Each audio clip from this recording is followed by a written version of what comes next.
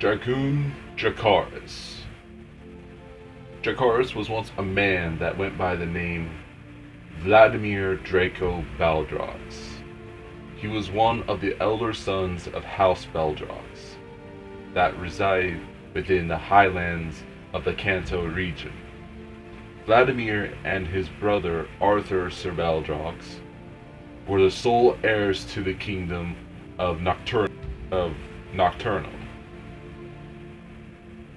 And within this kingdom, the king waits within his throne room till he raises his voice and said, "Guard! Guard!" And with his call, the guard ran to the king and presented himself and said, "Yes, Lord Lortisax." The king then said, "Bring me the eldest of House Baldrox this instant." The guard heard his orders and then left to find them. Meanwhile, two young men are in the garden-like area. They are the eldest of House Baldrox. Vladimir is sitting on a bench reading a book named Tactics and Diplomacy, and Arthur is using a nearby tree as a fighting practice dummy. Arthur, after going around with the tree, looked to his brother and smirked. He then walked to Vladimir's book and said, "Ha! Tactics and Diplomacy? Lame.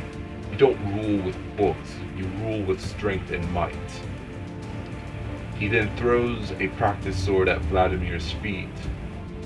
"You should learn this. You should learn this, and then you might have a chance at being a ruler." Vladimir stood up from the bench and looked Arthur in the face and said, "Strength and might is well and good, but you need more than that to rule and guide the people. So keep the sword and give back my book." With Vladimir saying this, Arthur got irritated by what he said and grabbed Vladimir by the rim of his shirt and began to strike his brother, but was interrupted by the guard from before with him saying, "Vladimir of House Baldrox and Arthur of House Baldrox, King Lortisax has summoned you." The two both looking at the night thought, "The king summoned us?" Later, the two arrived in the throne room and knelt before the king and said, We are here, your majesty." The king, seeing that they arrived, the king then said, "Good, you're here. Guard, you may leave us." The guard that found the brothers left the room. The king then addressed the brothers, "Vladimir and Arthur of House Baldrox, I have summoned you here today to discuss something of grave importance." The brothers waited with great suspense. The king then said, "I am dying."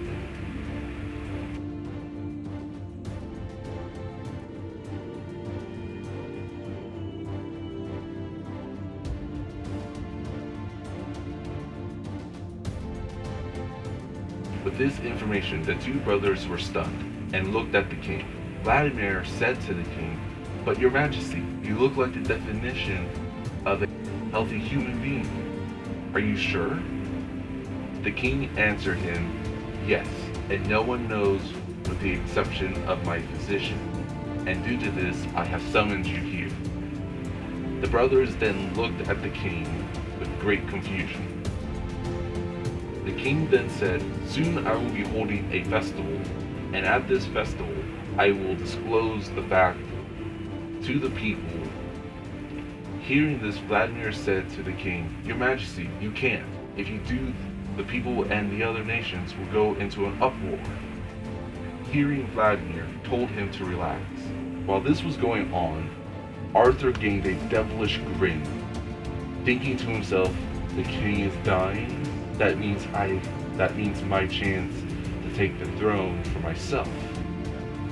The king but that won't be the only thing I will disclose, that I will be disclosing at the festival." When hearing this, the two looked at the king. He then said, "I will be announcing the heir to the throne as well, and you two are next in line." The two looked at the king when they heard this. Then the king said, "And I have made my choice." When hearing this, Arthur stood up and said, "Well, king, does that mean I'll become the king? I mean, I'm the obvious choice. I'm strong, I have what it takes to be in charge." The king, hearing this, looked at Arthur and said, "I can't deny the fact that you are strong, but..." Arthur's grin then vanished, hearing this.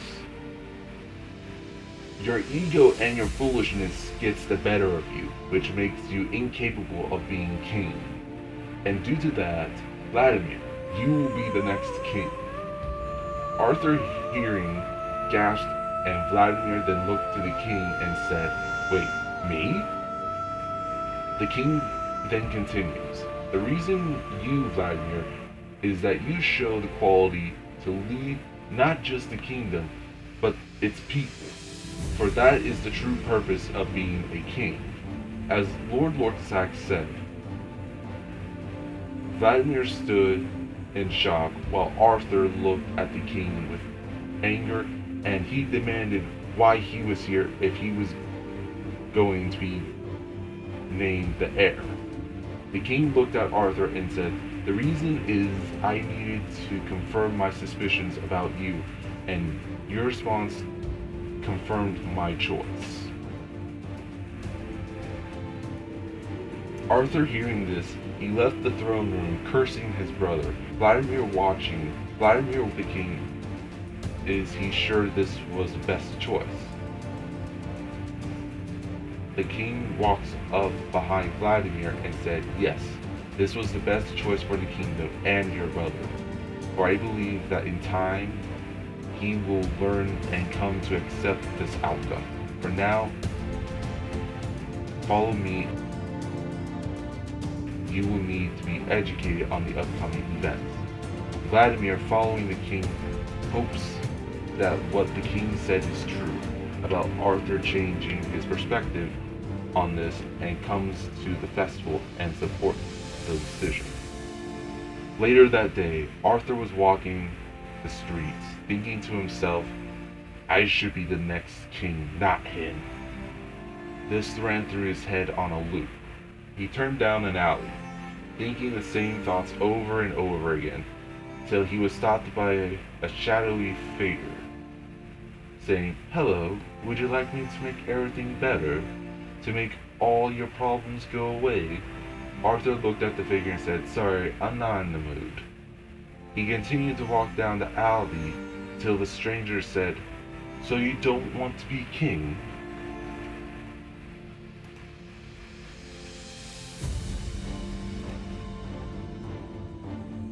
Arthur looks to the stranger and said, "How did you..."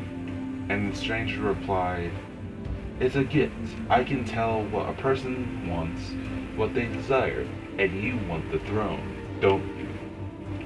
Arthur stood confused, hearing what the stranger is saying, and he wondered how they could possibly know what he's wanting. Then the stranger made Arthur an offer. "I will give you this." The stranger shows a ring to Arthur. "This artifact will turn a person into a monstrous creature, and by doing this, you could slay the monster and take the throne." Arthur then said, "You don't become king from just killing a monster." The stranger then gained a devilish smile and said, "Not unless the person taking the throne becomes the monster." Arthur, hearing this, stutters and said, "But he's my brother, I can't." The stranger then leans forward and said, "It will be yours, the throne, the kingdom, all of it." Arthur then said, "Why? What do you get from this?" They then said, "A favor, but only when you're king." Arthur, but the stranger then vanished, and Arthur looks at his hand, and the ring is sitting in his palm. And Arthur, looking at it, thinks of what the stranger was saying. The throne, the kingdom, all mine. Festival Day. The day has come that Vladimir will be announced king and his succession to the throne. The king then walks up to Vladimir and said, "This day has been long coming. Are you ready?" Vladimir then looks to the king and said, "I would say yes, but I'm worried." The king then said, "Arthur." Vladimir said, "Yes." He expressed his worries about his brother, not seeing him for several days. He's worried about him. But as he was talking to the king, the door opens, and it's Arthur, with him saying, "I hope I'm not interrupting." Vladimir, seeing Arthur, ran to him and gave him a hug, saying, "God, I've been worried. Where have you been?" The king asked the same question. Arthur then said, "Sorry, I needed some time to think, and even though I disagree with this decision, I will support you." Vladimir, hearing, looks to him and asks him if he's sure, and Arthur said, "Yes, I'm sure, and here's proof." He gives Vladimir a ring. It's a congratulations gift on becoming king. Vladimir looks at Arthur and thanked him. He then puts the ring on, and Arthur said, "That looks good on you." The king then walks up and said, "It's time, Vladimir. Thank you, Arthur, and I am sorry for what I said to you last we met." Arthur then said, "It's okay. You were telling the truth, and I still have a long way to go. Now get going. It's time to announce the next king." The two then walked to the balcony, Arthur then smirking at the sight. As they were making their way to the balcony, Vladimir then stopped. The king, confused, asked what was wrong. Vladimir then grabbed his hand and fell to the ground, screaming. The king follows Vladimir to the ground, trying to figure out what's happening to him. He looks to Arthur and sees Arthur with a devilish grin, and he asks, "Arthur, what have you done?" Arthur, hearing the king, replied with an evil laugh and said, "I deserve to be king, not him. I'll get what I deserve." The king then began to say something, but Vladimir's screams turned into an inhuman howl.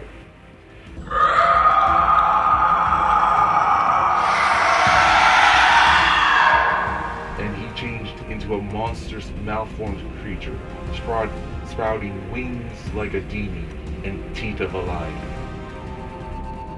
The king demanded answers from Arthur about what's happening to Vladimir, but all that Arthur did was stand there and smile. Seeing this, the king then went to call for the guards, but before he could, he was stabbed by a spear. He looked and saw Arthur holding it. Arthur then looked and said, "You should have chose me." And Arthur then removed the spear, and the king fell to the ground. But then Arthur was thrown into a wall. He looked and saw an unexpected person. It was Vladimir.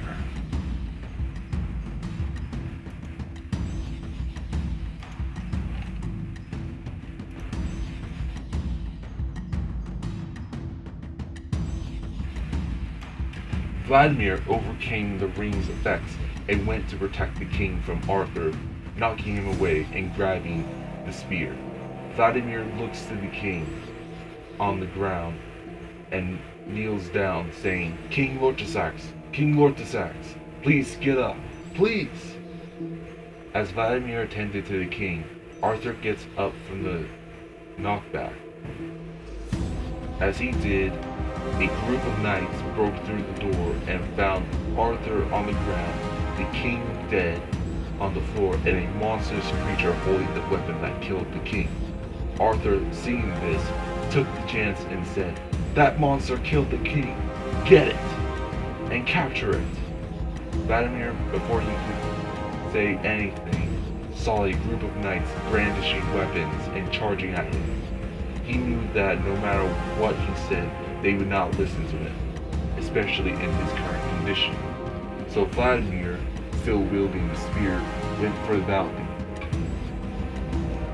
He jumped from it, Vladimir using his new wings, then flew over the crowd of people that were gathered below.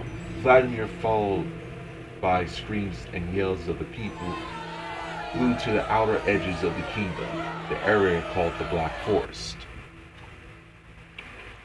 Vladimir, being followed by the knights, went deep into the forest, trying to keep up speed in the air, but not being accustomed to flight, this was difficult. Vladimir kept going till he found a cave. He gave it one last push, losing the knights and reaching the cave. Vladimir, taking refuge within the cave, goes through the events that just occurred in his head.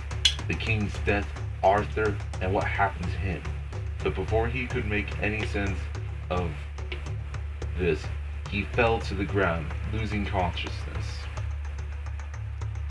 Several days went by as Vladimir lied on the cave floor.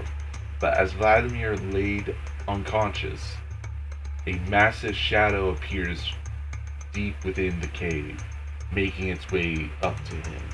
It stopped and looked at him. It paused for a few minutes, then reached out for him, taking him up within its claws and pulling it deeper into the cave. A few days later, Vladimir wakes up, looking around him and noticing that the area he was in was different than what he remembered. Vladimir then said out loud, "Where the hell am I?" As he said this, a thunderous voice then replied, "You are in my humble abode." Vladimir then jumped and turned, and what Vladimir seen stuns him. It was a dragon.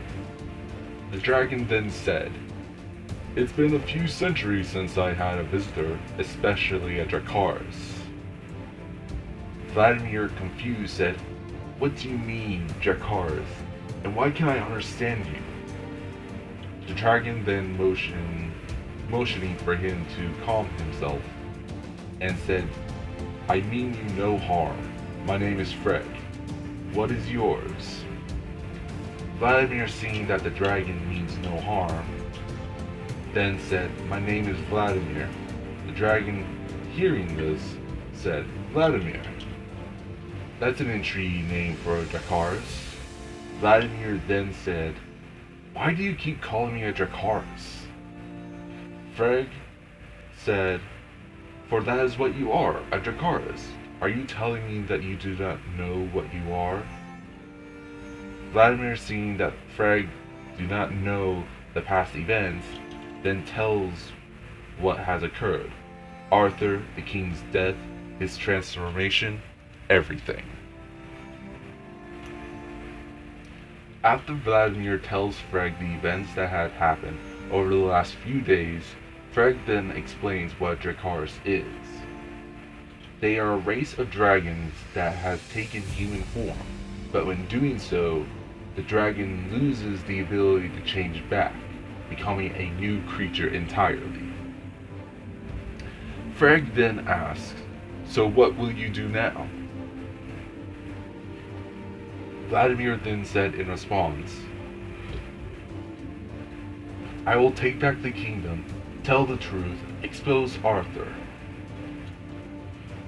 Freg hears this and said, "That's a noble act for a noble reason. But that's not why I'm asking." Vladimir, looking at the dragon in confusion. Then Freg says, "What do you want?" Vladimir hears what Freg is saying and thinks to himself, going through all that happened to the king, his brother's betrayal, taking the throne. Then Vladimir looks at Freg and says, I want revenge.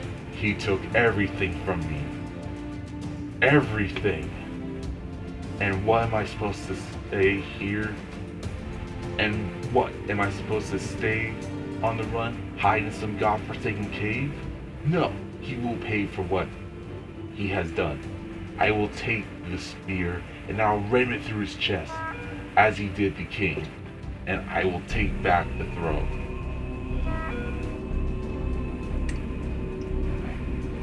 Freg looks to Vladimir and said with a thundering voice, Yes, that is what I want to hear. Your true desire. And I will help you get what you want. I will train you to control your new strength, and you will take back the throne and get your revenge. What do you say? Are you ready to begin? Vladimir looked to the dragon grabbing the lance and said, Yes. Several years later. It has been several years since the festival where the king died and Vladimir left. Arthur is now the king, and the kingdom is no longer the same as it once was. It is now a dark, grimy-looking city, a shell of what it once was. And on the outskirts of the city, there is a dragon, Freg. And they then asked, Are you ready, Dracarys? Then a human-shaped figure emerged from the dragon's shadow, clad in armor, wielding a spear, and said, Yes, I am ready. Vengeance is now at hand.